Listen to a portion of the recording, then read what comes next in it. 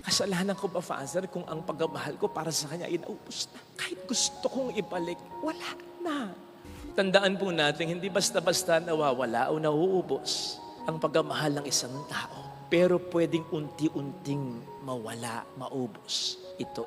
Kapag hindi mo na siya pinahalagahan, kapag hindi mo na siya binibigyan ng atensyon, hindi mo man lang ma-text, hindi mo lang makumusta, hindi ka concerned sa kanya. Yung kapag lagi na lamang siyang nag-a-adjust sa'yo, ikaw ang may kasalanan, gusto mo siya munang manuyo at mag-sorry sa'yo. Tapos sasaktan mo pa, lulukohin mo pa. Bakit bigla siyang nagbago? Bakit biglang nawala ang pagmamahal niya? Biglang nagbago? Huwag kang magtaka, ikaw ang nagpabago sa kanya. Bago tuluyang mawala yan, nagpasensya muna yan, nagsakripisyo muna yan, inintindi ka muna niyan, pinatawad ka muna niyan, kahit sa sarili na nagsinungaling siya, na mahal mo pa rin siya kahit by all indication, hindi na. Pag naubos na, wala nang pagsisimulan sapagkat kahit yung konting pagsisimulan, sinait mo na. Narinig po natin sa ating ebanghelyo ang pagtangis, pag-iyak ni Kristo.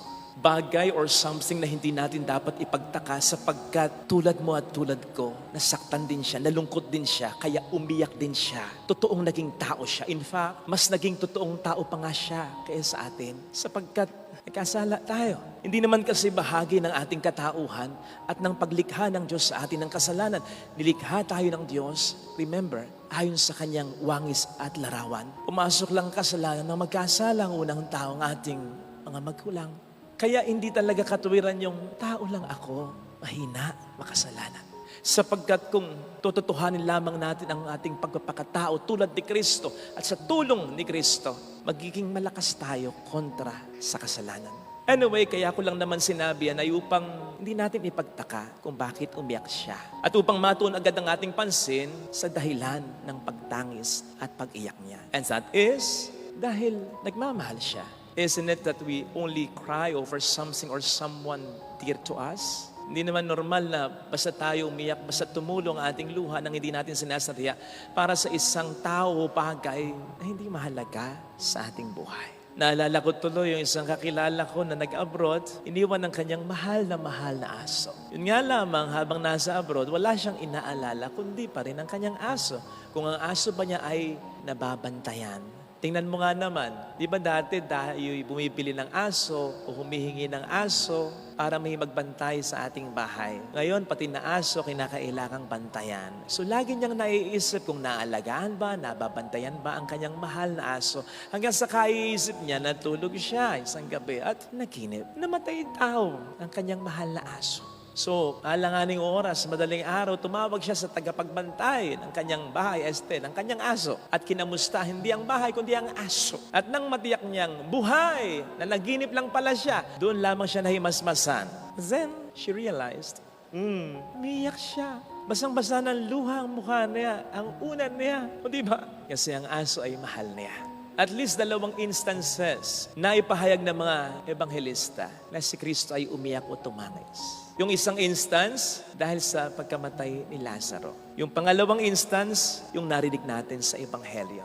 Sa parehong instances, parehong dahilan, pagmamahal. Mahal ni Kristo si Lazaro na kanyang kaibigan, mahal ni Kristo ang Jerusalem na kanyang bayan. Kaya pareho niyang iniyakan, tinangisan. May pagkakaiba nga lang sa naging resulta. Sapagkat pagkatapos niyang iyakan si Lazaro na kanyang kaibigan, ito'y nabuhay mula sa pagiging patay. Pero ang Jerusalem, nanatiling patay sa kasalanan. Sapagkat never nilang tinanggap si Kristo sa kaniyang buhay. Narinig natin sa Ebanghelyo ang kanyang sentimiento dahil hindi mo pinansin ang pagdating ng Diyos upang iligtas ka. Actually, ito'y culmination lamang yung pag-iyak niya dito. Marami niyang kalungkutan sapagkat marami na siyang ginawang mga himala at milagro. Nandun ang kanyang kapangyarihan sa salita at sa gawa pero hindi siya tinanggap ng mga tao. That is why, ang sabi ng mga dalubhasa sa banal na kasulatan, iba ang iyak ni Kristo dito. Sapagkat kung pagbabatayan daw po natin yung mga salitang ginamit na hindi ko na po ni-research. Yung salitang ginamit sa pag-iyak ni Kristo kay Lazaro ay pag-iyak na swabe lang, patak ng luha. Ganun lang. Pero dito, yung salitang ginamit ay pag-iyak na hagulgol, uncontrollable, hindi ma-console. Nakakita na sigurado kayo ng mga taong ganon. Yung hindi mo alam ang gagawin mo para i-console siya kasi iyak ng iyak, hakulkol, baha ang luha. Ganon ang naramdaman ni Kristo dito sapagkat as I told you, culmination lamang ito ng kaniyang sentimiento. Sapagkat ang dami na niyang ginawang mga himala at milagro. Pero hindi pa rin siya tinanggap ng mga tao. Biruin mo yon. Pwede palang sabihin ng tao sa Diyos yun. Yung expression natin na ginagamit natin sa iba na hindi natin gusto. Wala tayong pakialam.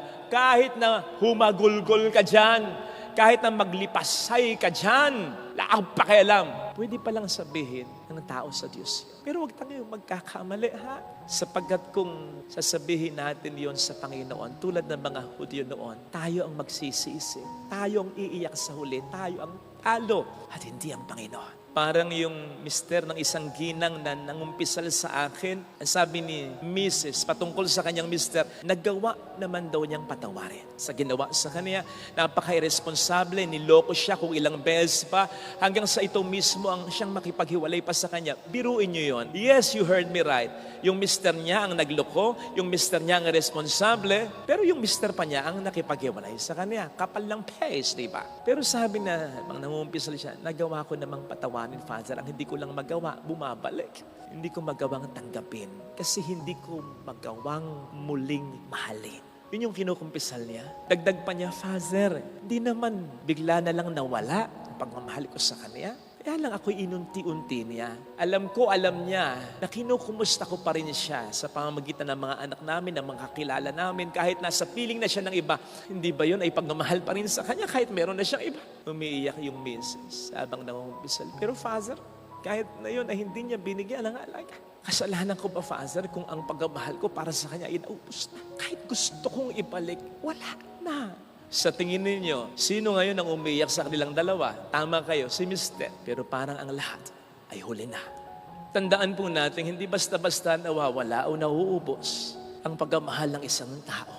Pero pwedeng unti-unting mawala, maubos ito. Yun ay kapag hindi mo na siya pinahalagahan, kapag hindi mo na siya binibigyan ng atensyon, hindi mo man lang ma-text, hindi mo lang makumusta, hindi ka concerned sa kanya. Yung kapag lagi na lamang siyang nag-a-adjust sa'yo, ikaw ang may kasalanan, gusto mo siya munang manuyo at mag-sorry sa'yo. Tapos sasaktan mo pa, lulukohin mo pa, and there you go.